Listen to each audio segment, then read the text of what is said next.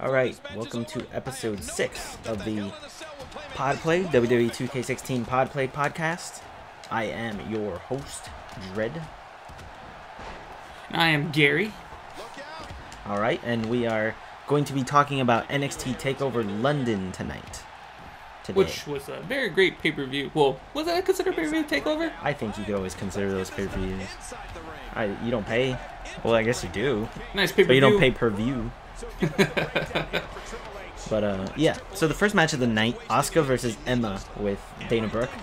I thought that was match of the night, to be honest. That stole the show. That stole the show. It really did. And before we begin, I forgot, sorry. The question of the video, we'll keep it similar to the TLC one. What was your favorite match of NXT TakeOver London? And like I said, the Asuka Emma match was my favorite. I thought that was amazing. I thought it was, without the 4 horsewomen, that was the best Divas match, women's match that we've ever seen in NXT, I think. Yeah. And Asuka's incredible. Like I said, she puts on moves that I've never seen really get put before, and I was really amazed by her. The whole match was great. Even Dana interfering with the little thing with her hand, or throwing that little belt-looking, chain-looking thing. Yeah, there was a couple times I was like, oh, they're gonna end it in DQ, yeah. And then she stopped it. I'm like, oh, okay, cool. And then she did it again. I'm like, oh, they're gonna end it in DQ, and then she stopped it again. And then the ref, when he caught them, I was like, oh man, he goes, he's gonna end it like this, and then he goes, no, I'm just gonna leave it this way. I was like, ref, you're the real MVP. He was. He just let the match go. He doesn't assume. He wants full evidence. I like it. That was a great match. I gave it 4.5 stars. I mean, honestly, I don't know if I'll give it 5. I might. I'll give it 4.5. I feel like, I don't know what I would give a 5-star match, but that might be it. 5-star has to, I think 5-star really has to impress us. I mean, I think I honestly would have gave it a 5-star match without the disqualification, or without the interference with Dana. But I think the interference actually made it better because it didn't end on interference. You know, the interference really didn't have much. It didn't really interfere with the match. I get what you're saying. saying. And I think Dana's hurt right now, isn't she? Is she hurt? I believe you're right. Actually, I feel like she might be, because she hasn't been taking bumps at all. No, not for a while. So I think she may be. Oh, Triple H is going with the weapon. I think she may be hurt, but I don't know. I'm a huge Emma fan. Yes. I think she should be in the main roster. But her and Dana actually really like that team. Yes. I didn't like Dana before, but I think Emma is making me come around to. Yo, Ambrose is going off on me. I think we said Dana. She's earned our respect. Has Sting been here? I don't have a bat. I think that was Triple H's choice of weapon. Usually he goes with that sledgehammer. I think that was the match of the night. Yes, it really stole the show, I would say. So what would you rate it? You know what? I'm gonna be that guy. I'm gonna give it a 5. Yeah, 5-star match. It was really that good. And I don't know if you noticed this, but the runtime of that match was well over 20 minutes. Yeah, it was like a 25-minute match to open the show. A women's match. That was incredible. I love NXT because of things like that. Like, they give the women a chance. And someone like Emma, who's just like, she was on the main roster, completely overlooked. And then look at that. She has match of the night. Yes. On a pay-per-view. Like, that's, you give people chances, you'll get stuff like that. And oh, yeah. She deserves that chance, you know? Asuka went over like she should have. Yes. Emma looked awesome like she should have. Dana Brooke looks like the heel teammate, which she should have. Like, everything went well, you know? I really enjoyed the match. The one thing I saw, he's going to win. No, Triple H. Oh, good job. I don't know why I didn't break the pin. One thing I really did like about that was, even after the match, Asuka went back to the backstage, and Nia Jax was sitting there having like her little own interview with the reporter, and she was like, "What are you looking at? Like, are we gonna see Nia Jax versus Asuka here in the near future?" Could be. Oh, because I would really love to see that match. So the next match of the night was Enzo and Cass versus Dash and Dawson for Great the tag match. Tag Team Championship. I thought it was a good match. I thought it was a really good match for a tag match. I felt like I had a couple complaints within the match, but overall, it was a good match. A couple of things that bother me is Enzo and Cass. Are they never going to be champions? They deserve to be champions probably more than anybody on the roster. They've been there the longest. They've been there the longest. They've been entertaining the whole time. You know, the fans love them. Like, why? Why are guys like, nope, Ambrose gonna lose it? Nope. But why are guys like Dash and Dawson? Like, I like Dash and Dawson. I do, honestly. But why are they champions? Why are they champions over Enzo and Cass? I'm surprised that they won the tag team titles from the Von Villains. I know. My rationale was, oh, okay, Vaudevillains dropped the titles because they're face, so they dropped them the heels so that Enzo and Cass could be champions. But nope, apparently not. Honestly, tell you the truth, those tag team titles switched so much hands over the past few months. I was amazed that they won it so quickly. And the other complaint I have is that Enzo and Cass came in with like this attitude of, we're not taking anything. We're gonna be aggressive. Them. We're gonna be aggressive, and then they lose. You know, so it's like, I don't know. They didn't really seem that aggressive neither, too. Like, they had their moments, but I mean, I felt like they did the typical. It was the typical tag match. That was my complaint. It was the typical tag match. It had good spots like the finish. The finish was awesome. The finish was awesome. The Shatter Machine from the top rope was incredible, and I loved it. I thought they were going to win it. Like, I really thought they were going to win the tag team titles where they did their finisher, Enzo and Cass. And then count 1, 2, and then Dawson was just on the other side and pulled him. I was like, wow. Like, I really didn't expect him to see him over there on that side. Like I said, my complaint is they're not champions. It was the prototypical tag team match. I'm going to rate it 3 stars. 3 stars? I'm going to give it 3.5 stars. I was entertained throughout the entire match. And as wrestling fans, I believe that's what we deserve to see. Right. I mean, not only do we deserve to see a really good match, but we also like to see a very entertaining match. The crowd, that London crowd is so amazing. They were. And I'm going to bring them up in the Bayley match because they stole the show in the Bayley match. Oh, yeah. They really did. That crowd really had me going. Like, I was so hyped. Like, honestly, tell you the truth, I believe that crowd could have made Rusev and Ryback look great. Yeah, NXT crowds are the best, I'm telling you. It really was. They are the best. But so we're going to take a break, and we'll be back with Baron Corbin versus Apollo Crews.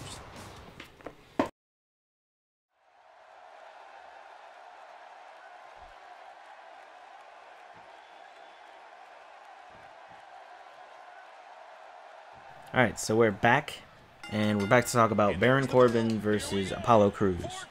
Yes. I enjoyed the match. You did? I thought it really showed off, actually really made Baron Corbin actually look really good in that match. I don't know if it was Apollo and Corbin finally had someone like big to roll with, but it really made Baron Corbin look really good, I think. Honestly, watching the match, I wasn't a huge fan of it, to be honest, but it's probably because I don't like Baron Corbin.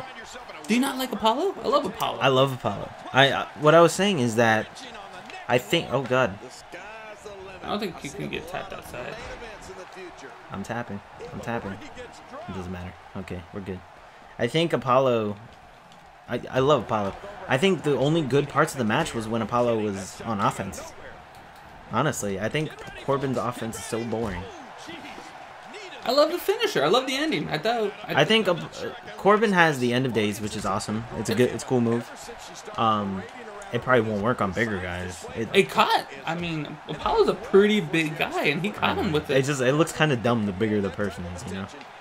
But he has small dudes, so there's always be squash matches for him. Yeah, he has a cool like spinning backdrop too. Yeah, I saw that. That was actually really nice. But he has some gold Paige is just wrecking me. But yeah, I don't know. I love Apollo. Don't love Corbin, but I do think Corbin looked better in this match, and I think it was because of Apollo. And I don't understand why Corbin went over Apollo. Is that their way of saying like they don't want Apollo to start shooting for? Honestly, I think they owe Corbin because he's been losing so much, and they want to make him a main event kind of guy, and you can't do that if he's going to be losing the big matches. If he can only win squash matches, that means nothing. Well, you know how we talk about how I'm kind of like the rumor mill? I hear as a rumor that Vince wants Corbin and Finn up by 2016 on the main roster. That's a huge mistake with Corbin. She got me with the what is that? The page turn, whatever that move is called. I don't know what it's called. The page turner. But Turner that's page. a Balor I see, but that's a huge mistake with Corbin. He's not even close to being ready. So you don't think he'll be good for the development? What if he's just a jobber in the main roster? I mean, he's kind of like a jobber right now. That's dumb. He doesn't look like a jobber. He looks like a legit talent, but he doesn't carry himself like charismatically like a main eventer. Wrestling wise, he's getting better. I see it. Oh, wrestling wise, he's getting really good. But just like his personality is not there yet. I don't know. I can see it. He's missing something personality-wise. I don't know exactly what it is. It's just he's supposed to be this lone wolf badass, but he's missing some of the like badass, you know? Like he's not a nice guy by any means, but he's just not as mean and not as intimidating as he should be. But I don't know. I give the match a 2.5. I give it a 3. Very I love the average. ending. I like the way it ended. Maybe he should stop being a lone wolf and just become a tag team partner. No, I like the lone wolf gimmick. I like his look. I like his finisher. I like everything about him, except it's just not there yet. I feel like there is something there, but if they push him now, it's gonna be a mistake. If they push him to the main roster, If they push him to the main roster, they should just give him a motorcycle. Ascension has way more charisma than him. And that's saying something. But all right. So, what'd you give it? 3? I give it a 3, man. I gave it a 2.5. 3-star. So next match, Bayley versus Nia Jax. The winner of this match was the crowd. Yes. That crowd was amazing. They were singing the song for Bayley. I don't know if you saw, but Bayley replied to them. Oh, did she? In general, in a tweet. She's like, "I'll be your girl." She said the song back to them. It was pretty cool. But the Bayley, I loved the finish to the match, honestly. Yes, the finish was great. It made Nia Jax look very strong. Because yeah. she kept breaking out of the submission. Bayley kept putting her in it. She kept breaking out. And it also made Bayley look very, very strong. Bayley resisted a lot of Nia Jax, which was amazing.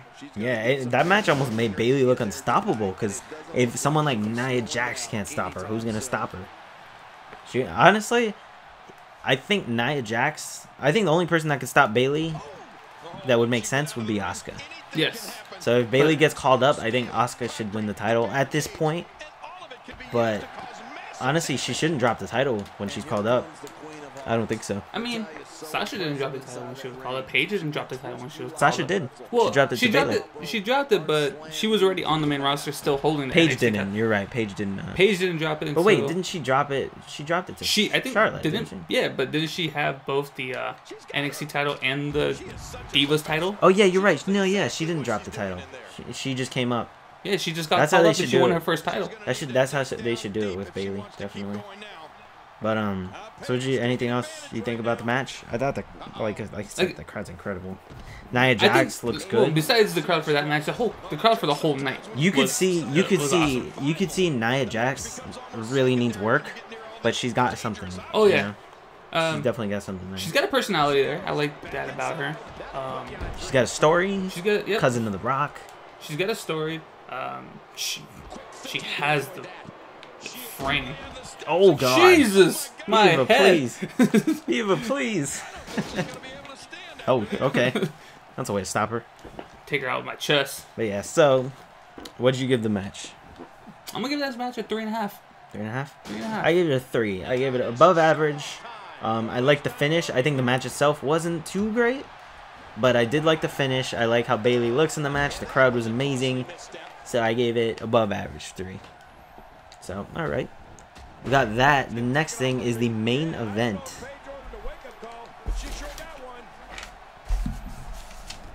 The main event is Joe versus Finn Balor. And what'd you think of Samoa Joe versus Finn Balor? Great match. It showed the toughness of Joe, and it showed the toughness of Balor. Like, there was a few times where I thought, like, Samoa Joe diving through the middle ropes to hit Balor. I thought that was crazy. Let's start with the beginning. His Jack the Ripper entrance was great. Jack the Ripper, yes, the entrance for that was really awesome. Like, I saw him coming out. I knew he was gonna come out as a demon, stuff like that. But I did not expect the Jack the Ripper. Yeah, that was thing. awesome. That was awesome. I think the match had a very... Oh, Paige is about to win. I think we might have to talk about this after. Can you kick out of that? Yeah. I don't think so. Never mind, I lied. So when we get back, we're going to finish up with the main event. Actually, let's just talk about it here. I think the match had a great back and forth. Samoa Joe and Finn Balor are both main event guys. I like that Joe didn't go like full blown heel, but he is a heel, you know? Yes. Like he didn't do anything like a typical heel would do to try to win this match. He didn't try to cheat his way through to try to get the win. He didn't just try to distract the ref or anything. It was a straight one-on-one shoot competition. Show me you're the better guy. Right, and that's what I liked about it. And I think the rivalry's not over, because if you saw as he was walking away, he gave Finn a little death stare, you know. So I think the rivalry is going to continue. The respect stare? I think if Finn Balor's coming up, Samoa Joe's going to win the title. I think so. So that's what I think. But if you don't call up Corbin, it's potential that he could drop the title to Corbin?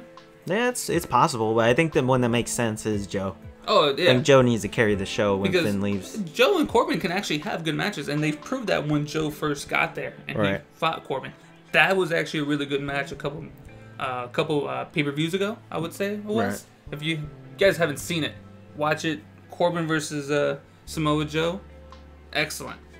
So, again, I think the match itself was... I think it started slow, to be honest. I think it started slow, but about halfway through, it got really, really good. It got really good, and that's probably why I'm going to give it a 4 stars. I'm going to give the match 4 stars, because it would have been 4.5, 5 if the beginning was, like, intense. If you were all into it intense, but I think the match itself was really good. I think the setup that they should have done was over the top, hit each other, then they just start wailing each other outside of the ring. Like that would have really put the match like yo, these two dudes really just want to kill each other. It looked like they did though at the end, because I don't know if you saw. I think Finn Balor got hurt at the end. He may have like a concussion, or he might have been dehydrated. I don't know what, but he looked like he was feeling dizzy. Yeah, at the end of the match. I did see that. He was like talking with the refs and stuff like that. And I think a medic came into the ring as well, and they were talking to him. We'll see what happens. Honestly, I think it might have been when he did the sunset flip over the top rope, because he landed on Joe's back. Yeah. I don't know if you noticed that. Like, he didn't land square onto him. Like, he like rolled off his back, and I don't know if he maybe he might have hit his head on something, like off of his shoulder or even off of Joe's head, because hitting back-to-back heads, that's not really healthy. Right. So, what would you give? I give it a 4. What'd you give it? I'll give it a 4 as well. Great match. Like I said, if they would have started off outside, like just a running attack, hit him over the top ropes and start going at it, I think that would really put it over as a 5. I think they're gonna have another match, and I think it's gonna be another amazing match. But we got great news during the pay-per-view that Sami Zayn returns next week. Yes. So and that's gonna be interesting to see what they do with Sami. I think Sami should have returned to the main show. I don't think he should be coming back to NXT. I thought Sami was going to go back to the main show, maybe face Kevin Owens for the IC title, but looks like WWE's going for a different run with that. I don't know. This would have to be another pod play later on, maybe episode 7 over here. Yeah.